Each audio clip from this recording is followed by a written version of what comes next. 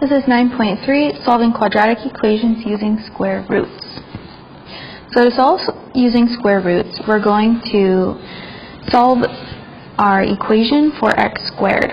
So usually we don't have a bx in this, which makes us be able to use square roots if it's in this form. So we're going to take the square root of x squared to get x equals some number n. So the solutions for x squared equals n. If n is positive, so n is greater than 0, we have two real solutions, the positive and negative of the square root of that number.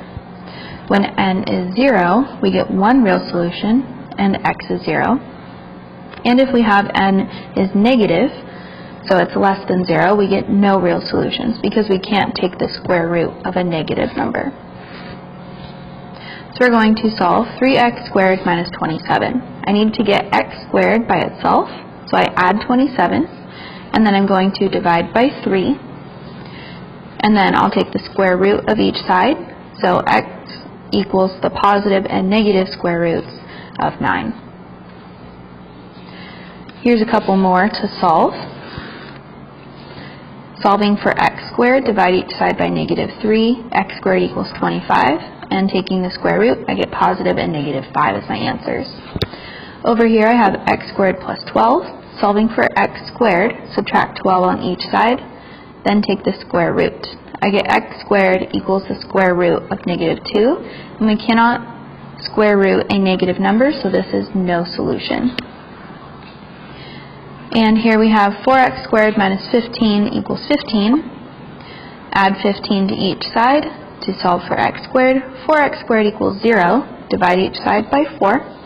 And x squared equals 0. Square root of 0 is 0. We get one solution.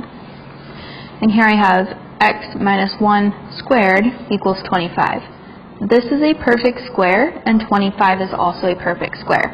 So if I just start with square root each side, I get x minus 1 equals plus or minus 5.